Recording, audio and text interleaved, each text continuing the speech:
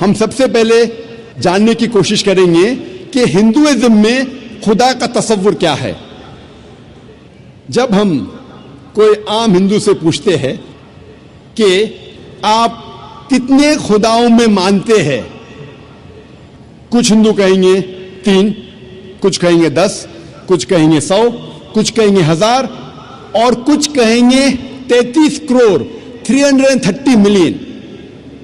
लेकिन जब हम एक विद्वान हिंदू से पूछते हैं जो अपने हिंदू ग्रंथ का मुताला कर चुका है कि हिंदू मजहब में एक हिंदू को कितने खुदाओं में मानना चाहिए, तो वो हिंदू विद्वान कहेगा कि हिंदू को सिर्फ एक खुदा में मानना चाहिए और सिर्फ एक खुदा की इबादत करना चाहिए।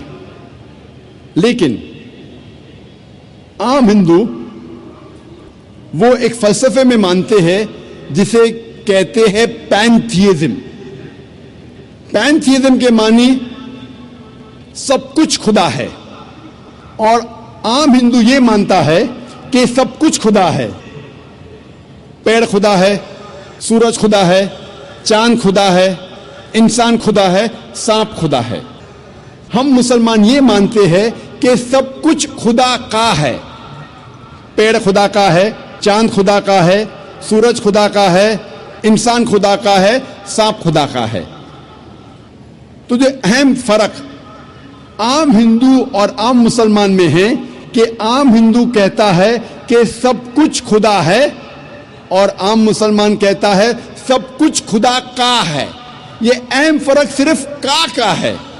अगर इस का के फर्क को मिटाएंगे तो हिंदू और मुसलमान एक हो जाएंगे। और इस फर्क को कैसे मिटाया जा सकता है? जिस तरीके से कुरान में लिखा है, सूरह इमरान सूरह नंबर 3 आयत नंबर 64 में, तालो इला कलिमतिन सवाइम बैना बैनकुम, आओ उस बात की तरफ जो आप और हम में यकसा है। सबसे पहली बात, अल्लाह नाबुद इल्लल्लाह, कि हम सिर्फ एक खुदा की इबादत करें। अभी हम तहकीक करेंगे कि हिंदू मजहब की किताब में खुदा का तसव्वुर क्या है। हिंदू मजहब में एक अहम किताब है जिसका नाम है उपनिषद। जब हम पढ़ते हैं Chandogya Upanishad, chapter number 6, section number 2, verse number 1, उसमें लिखा है एकम एविदित्यम। ये एक संस्कृत श्लोक है जिसके मानी है खुदा एक है, ईश्वर एक है, दूसरा नहीं है। लिखा है श्वेताश्वतर उपनिषद में, अध्याय नंबर 6, श्लोका नंबर 9 में, नाचस्य कसिज जनिता न चदीपा, उस ईश्वर की कोई वालदेन नहीं है, कोई रब नहीं है। ईश्वर के कोई वालिद नहीं है, कोई वालदा नहीं है, ईश्वर के ऊपर कोई नहीं है।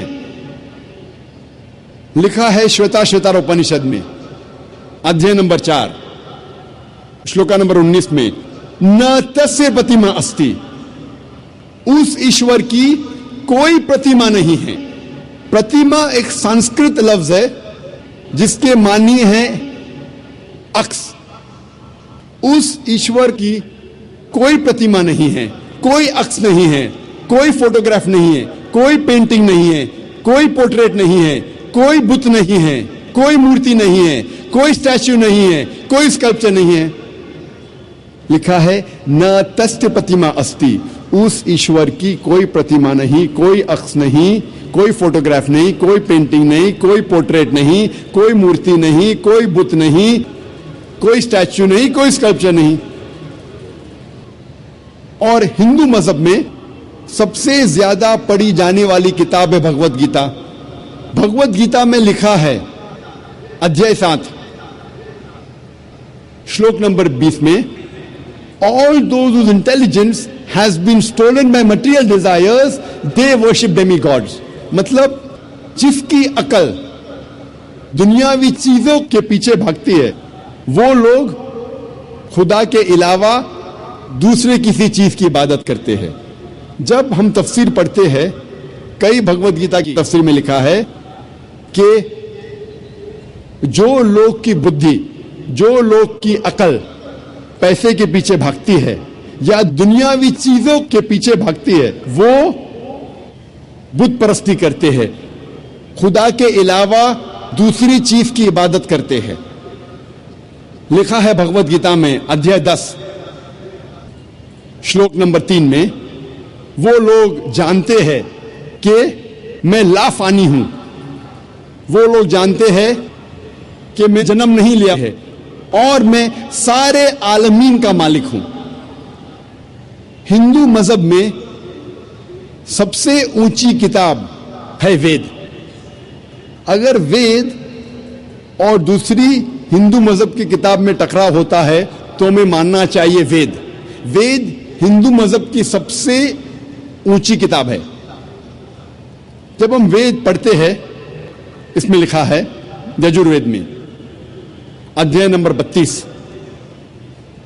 श्लोक नंबर 3 में, न तस्य प्रतिमा अस्ति, उस ईश्वर की कोई प्रतिमा नहीं है।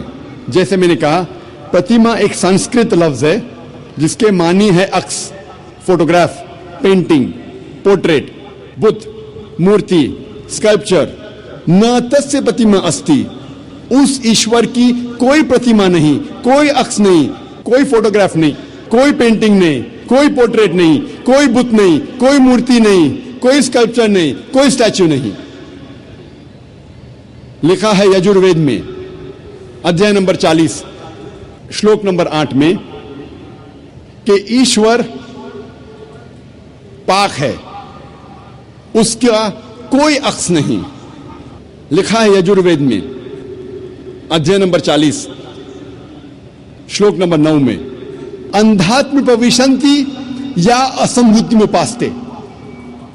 अंधात्म मतलब अंधकार, प्रविशन्ति मतलब दाखिल होना,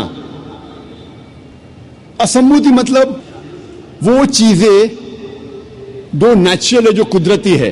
तो ये श्लोक में यजुर्वेद अध्याय नंबर 40 श्लोक नंबर 9 में लिखा है, वो लोग अंधकार में दाखिल हो रहे हैं, वो लोग जो असंभूति की इबादत करते हैं, जो कुदरती चीजों की इबादत करते हैं, मिसाल के तौर पे हवा, पानी, आग वगैरह।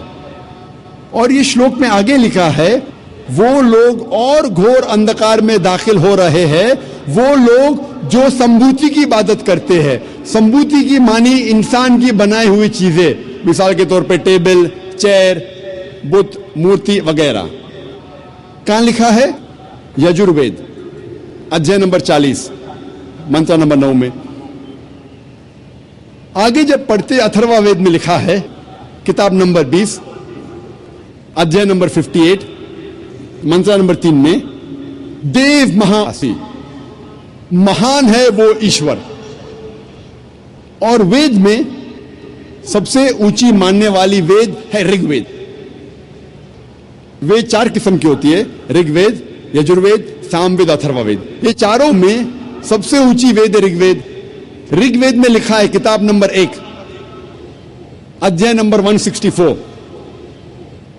मंत्र नंबर 46 में, एकम सत विप्र बहुधा वेदांते, सत्य एक है, सच एक है, ईश्वर एक है।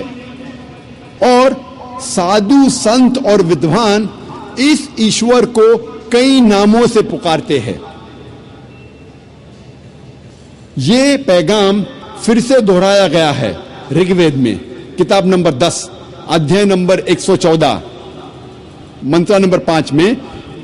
इसमें लिखा है कि खुदा एक है, ईश्वर एक है, ईश्वर एक है, लेकिन विद्वान, संत, साधु इस ईश्वर को कई नामों से पुकारते हैं। और जब हम ऋग्वेद पढ़ते हैं किताब नंबर 2 अध्याय नंबर 1, सिर्फ किताब नंबर 2 अध्याय नंबर 1 में 33 नाम और सिफतें दिए गए हैं इस ईश्वर को। इनमें से एक है ऋग्वेद किताब नंबर 2 में अध्याय नंबर 1 में मंत्र नंबर 3 में, ब्रह्मा। ब्रह्मा कहा जाता है उस ईश्वर को जो बनाने वाला है। जब हम अंग्रेजी में तर्जुमा करते हैं तो इसे कहते हैं क्रिएटर। जब उर्दू या अरबी में तर्जुमा करते हैं इसे कहते हैं खालिक। हम मुसलमानों को कोई एतराज नहीं अगर कोई कहता है कि खुदा या ईश्वर खालिक है या क्रिएटर है या बनाने वाला है, लेकिन अगर कोई शख्स कहता है क्या ब्रह्मा खुदा है जो बनाने वाला है लेकिन उसके 4 सिर है और हर सिर पर क्राउन है, हम मुसलमान इस पे एतराज लेते हैं क्योंकि आप ईश्वर को अक्स दे रहे हैं। और साफ तौर पे लिखा है श्वेताश्वतरा उपनिषद में अध्याय नंबर 4 श्लोका नंबर 19 में, न तस्य प्रतिमा अस्ति, उस ईश्वर की कोई प्रतिमा नहीं, कोई अक्स नहीं, कोई फोटोग्राफ नहीं, कोई पेंटिंग नहीं, कोई पोर्ट्रेट नहीं, कोई मूर्ति नहीं, कोई बुत नहीं, कोई स्टैच्यू नहीं, कोई स्कल्पचर नहीं। एक और सिफत या नाम ऋग्वेद किताब नंबर 2 अध्याय नंबर 1 मंत्र नंबर 3 में दिया गया है, वो है विष्णु। विष्णु कहते हैं पालने वाले ईश्वर को। अगर अंग्रेजी में तर्जुमा करते तो हो जाता है सस्टेनर, चेरिशर। उसको अरबी या उर्दू में तर्जुमा करते हो जाता है रब। हम मुसलमानों को कोई एतराज नहीं अगर कोई कहता है कि खुदा या ईश्वर रब है, सस्टेनर है, चेरिशर है, पालने वाला है। लेकिन अगर कोई शख्स ये कहता है कि विष्णु पालने वाला खुदा है, पालने वाला ईश्वर है और उस ईश्वर के 4 हाथ है जैसे इंसानों जैसे, और एक हाथ में चक्रा है और दूसरे हाथ में कौंच है और वो पानी पे जा रहा है सांपों पे बैठकर, या हवा में उड़ रहा है एक परिंदा जिसका नाम है गरुड़ा पर, हम मुसलमान इस पर एतराज करते हैं क्योंकि आप खुदा को अक्स दे रहे हैं। और आप यजुर्वेद अध्याय नंबर 32 मंत्र नंबर 3 के खिलाफ जा रहे हैं जिसमें लिखा है न तस्य प्रतिमा अस्ति, उस ईश्वर की कोई प्रतिमा नहीं, कोई अक्स नहीं, कोई फोटोग्राफ नहीं, कोई पोर्ट्रेट नहीं, कोई पेंटिंग नहीं, कोई बुत नहीं, कोई मूर्ति नहीं, कोई स्कल्पचर नहीं, कोई स्टैच्यू नहीं। जब हम ऋग्वेद पढ़ते हैं, ऋग्वेद में लिखा है किताब नंबर 8 में अध्याय नंबर 1 मंत्र नंबर 1 में, मां चिदन यदि संसद, इबादत सिर्फ वो एक ईश्वर की करो, सिर्फ उसकी प्रशंसा करो।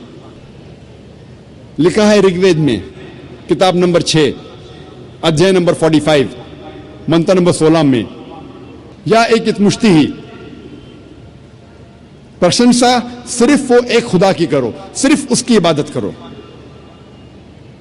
और हिंदू मजहब में जो ब्रह्मा सूत्रा है, जो हिंदू मजहब का कलमा है, वो है एकम ब्रह्म द्योत्या नास्ते, नैना नास्ते किंचन, भगवान एक ही है, दूसरा नहीं है, नहीं है, नहीं है, जरा भी नहीं है। There is only one God, not a second one, not at all, not at all, not in the least bit. जब हम हिंदू मजहब की किताबों का मुताला करते हैं, हमें पता लगता है कि हिंदू मजहब में लिखा है कि एक ही ईश्वर, एक ही खुदा की इबादत करो, जिसकी कोई प्रतिमा नहीं, जिसका कोई अक्स नहीं, जिसका कोई फोटोग्राफ नहीं, कोई पेंटिंग नहीं, कोई पोर्ट्रेट नहीं, कोई बुत नहीं, कोई मूर्ति नहीं, कोई स्टैच्यू नहीं, कोई स्कल्पचर नहीं। अगर आपको समझना है कि हिंदू मजहब में खुदा या ईश्वर का सही तस्वुर क्या है, तो आपको हिंदू मजहब की किताबों का मुताला करना चाहिए।